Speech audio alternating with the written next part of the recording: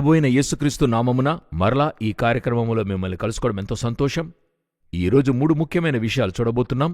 రండి మనం వెళదాం. మొదటిగా ఇశ్రాయేల్ పాలస్తీనా సమస్య చూడబోతున్నాం. అందులో నుండి మనం ఏం చూడబోతున్నామంటే, గత వారమంతా అన్ని వైపులా ఒక వీడియో వైరల్గా వెళుతుంది. అంటే ట్రంప్ యొక్క అఫీషియల్ సైట్లో రిలీజ్ చేశాడు. ఏంటా ఆ వీడియో అని చూస్తే, ట్రంప్ గాజా అనే వీడియో. అంటే ట్రంప్ గాజాని చేజిక్కించుకున్న తర్వాత ఆ ట్రంప్ గాజాని ఏ విధంగా మారుస్తాడు అని చెప్పి, అందులో ట్రంప్ను, ఇశ్రాయేల్ ప్రధాని బెంజమిన్ నెతన్యాహును, వారితో పాటు ఇలాన్ మస్క్, ఆ ఎక్స్ నిర్వాహం యొక్క లేక టెస్లా యొక్క లేకపోతే స్టార్లింక్ వీటన్నిటినీ నిర్వహిస్తున్న నాయకుడు, వీళ్ళందరూ అక్కడ ఎలా ఉంటారు అని చెప్పి ఒక ఊహల గాజాను రిలీజ్ చేశారు.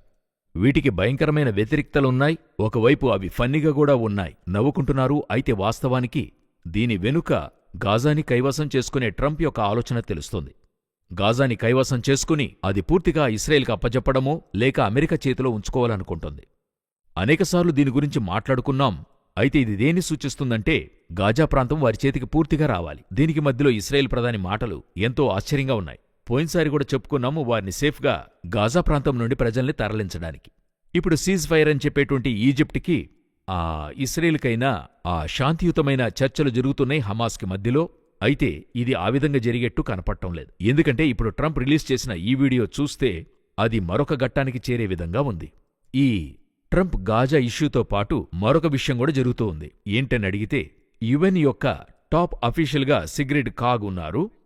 ఈవిడ ఏం చెప్పిందని చూసినట్లయితే, మరి 2 స్టేట్ సొల్యూషన్ డిమినిషింగ్ అంటే, ఈ 2 స్టేట్ సొల్యూషన్ అనేది ఏంటని చూసినట్లయితే, యెరూషలేమును 2గా భాగించి పాత యెరూషలేం, ఆ దేవాలయం ఉండే స్థలం, ఇప్పుడు మాస్క్ ఉంది గదా, ఆ ప్రాంతము పాలస్తీనా చేతికి అప్పగించడం. ఈ కొత్త ప్రాంతము టెల్ అవీవ్ ఉంది గదండి, అది ఇశ్రాయేల్ చేతికి అప్పగించడం. దీనికి పేరు 2 స్టేట్ సొల్యూషన్ అని అంటారు. ఇది కొంచెంగా దాని నమ్మకం తగ్గిపోతుంది.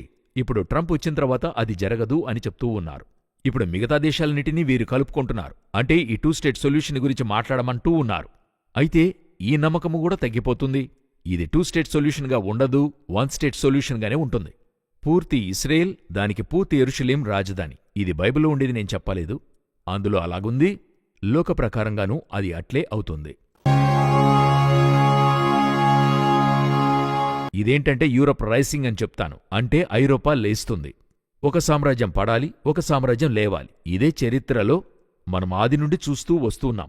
అంటే నేను చెప్పేటువంటిది వచ్చి, బబులోను సామ్రాజ్య కాలం నుండి బెల్షస్సర్ కాలంలో పడింది. ఆ రోజే మాదియా పారసీక సామ్రాజ్యం లేచింది. ఆ తర్వాత మెడో పర్షియన్ రాజ్యం పడింది. డారియస్ 3 యొక్క కాలంలో చూస్తే, ఆ రోజే చూస్తే గ్రీక్ సామ్రాజ్యం అలెగ్జాండర్ లేస్తున్నాడు. మ్యాసిడోనియన్ 5 అని చెప్పేటువంటి గ్రీకు సామ్రాజ్యం పడుతుంది, రోమా సామ్రాజ్యం లేస్తుంది. ఇలా ఒక్కొక్క సామ్రాజ్యం పడను, మరొక సామ్రాజ్యం లేస్తుంది. ఇప్పుడు ఇంగ్లాండ్ సామ్రాజ్యం తర్వాత అమెరికా సామ్రాజ్యం దాదాపుగా 70 నుండి 90 సంవత్సరాలుగా వెళుతుంది. ఎందుకు 70 అని చెప్తున్నానంటే, వారి WTC తాకబడింది 70వ సంవత్సరం. అంటే వారి డబ్బు ప్రపంచమంతటా అంగీకరించబడి అగ్రరాజ్యంగా మారిన దగ్గర నుండి చెప్తున్నాను.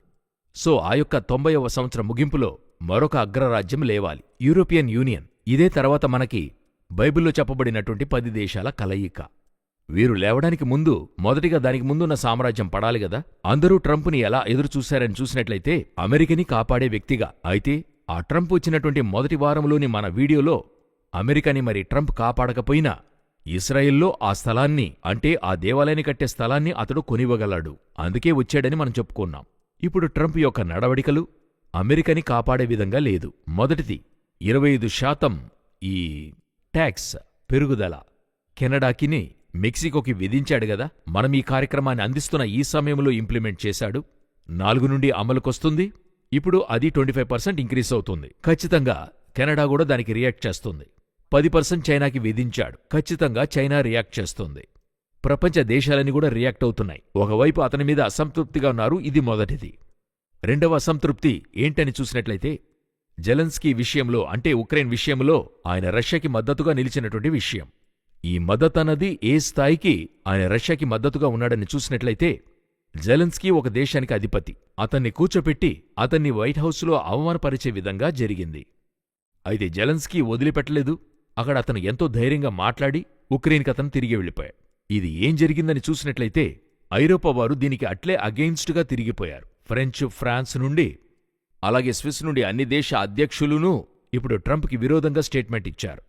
ముందుగానే ట్రంప్ని ఇద్దరు అధ్యక్షులు ముఖాముఖిగా మీరు అబద్ధం ఆడుతున్నారని చెప్పారు. ఒకటి ఫ్రెంచ్ అధ్యక్షుడు మ్యాక్రోన్, మరొకరు జర్మనీ అధ్యక్షుడు మర్స్. వీరిద్దరు ఏం చెప్పారంటే, మీరబద్ధం ఆడుతున్నారు, మీరు యుక్రెయిన్ విషయంలో చెప్పింది సరికాదు అన్నప్పుడు ట్రంప్ చాలు ఆపుదాం అని లైవ్లోనే చెప్పేశాడు. ఇప్పుడు ఐరోపాకి అగెన్స్ట్గా మారుతుంది. అయితే ఏం జరగబోతుందంటే, వీళ్ళిద్దరికీ యుద్ధం జరుగుతుందా? అవేవీ జరగదు. ఐరోపా మరొక అగ్రరాజ్యంగా లేవాలి. ఇప్పుడు అమెరికా పడాలి. అలా పతనమయ్యే పరిస్థితి ట్రంప్ చేస్తున్నాడు. ఆయన కాపాడుతున్నట్టుగా అనుకుంటున్నాడు, అయితే పడుతుంది. ఆ పతనమయ్యే కార్యం ట్రంప్ తేటగా చేస్తున్నాడు. ఐరోపా తనకంటూ ఒక సైన్యాన్ని సిద్ధం చేసుకోవడం గురించి గత కార్యక్రమంలో చెప్పుకున్నాం. ఇప్పుడు ఆర్థిక నిర్మాణం అన్నిటినీ వారు బలోపేతం చేయడం అన్నది జరుగుతోంది. ఉక్రెయిన్కి వారు సైనిక దళాలను పంపుతూ ఉన్నారు. మూడవ ప్రపంచ యుద్ధం దీనివల్ల ఏర్పడుతుందా అని అడిగితే ఇది కారణంగా ఉండదు. మనం ముందుగా చెప్పినట్టుగా ఇరాన్ ఇస్రాయెల్ సమస్య ఆరంభమై అది అట్లే రష్యా ఇస్రాయెల్ సమస్యగా మారి ఆ దేవాలయానికైన స్థలం ఆ మౌంట్కైన ఒక యుద్ధముగానే ఇది ఉంటుంది యాజ్ పర్ బైబిల్. సో ఇప్పుడు మనం చూసేదేంటంటే అమెరికా పడుతుంది, ఐరోపా లేస్తుంది. ఆ కార్యము ఎంతో స్పష్టంగా ఈ వారము అధికంగా జరిగింది. చివరిగా ఎంతో ఒక ప్రాముఖ్యమైన విషయాన్ని చూడబోతున్నాం. చివరిగా ఈ కార్యక్రమములో ఎంతో ప్రాముఖ్యమైన విషయాన్ని చూడబోతున్నాం. దేనిగుచ్చని చూసినట్లయితే చివరి 30 సంవత్సరాల్లో ఈ భూమిలో ఏర్పడేటువంటి ఋతుపవనాల మార్పును గూర్చి వరల్డ్ ఎకనామికల్ ఫోరం అనేటువంటిదైన ఈ సోషల్ మీడియాలో దీనిగూర్చిన ఒక ఇన్ఫర్మేషన్ వచ్చింది. అది మన స్నేహితులు ఒకరు పంచుకున్నారు. ఇది ఎలాగా మన వాక్యంతో కలిసిపోతుందనేటువంటిది మీరు గమనించి చూడండి.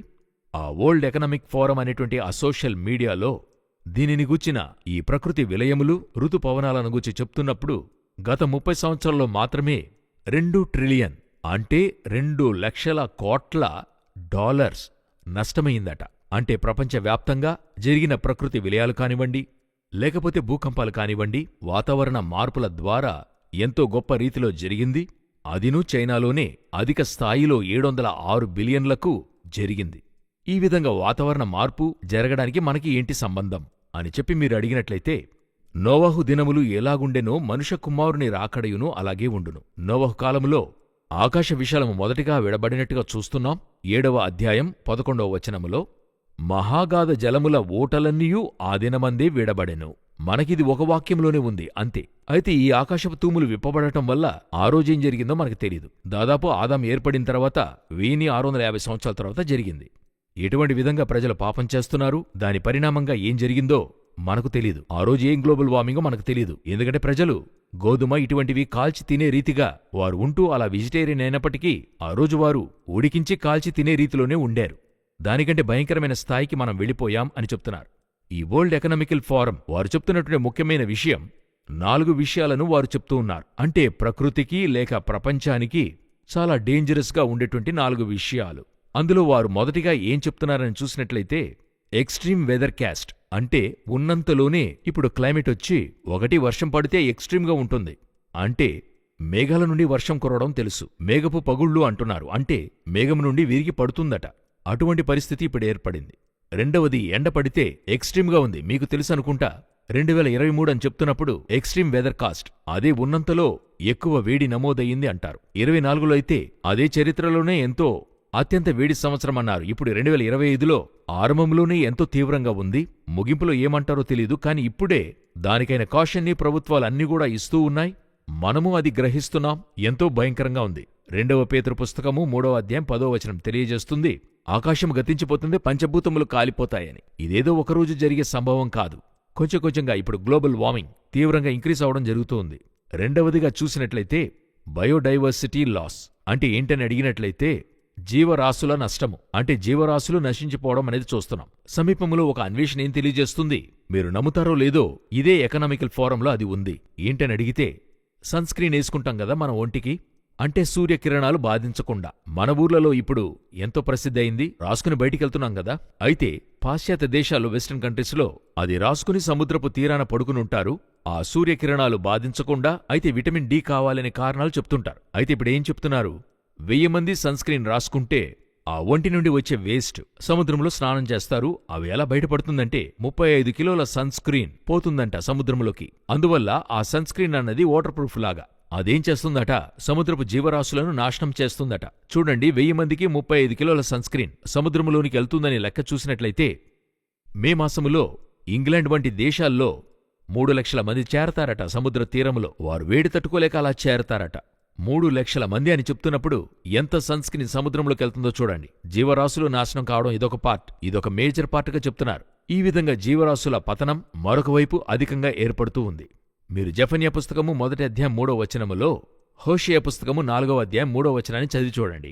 కాబట్టి దేశము ప్రలాపించుచున్నది, దాని పశువులను, ఆకాశ పక్షులను, కాపురస్తులందరూ క్షీణించుచున్నారు, సముద్ర మత్స్యములు కూడా గతించిపోవచ్చున్నవి. సమీపంలో జింబాబ్వే అలాగే నాంబియాలో కూడా మృగాలను కొట్టి చంపి తినమని ప్రభుత్వం చెప్తోంది, కరువు తీవ్రమవుతుందని చెప్పి.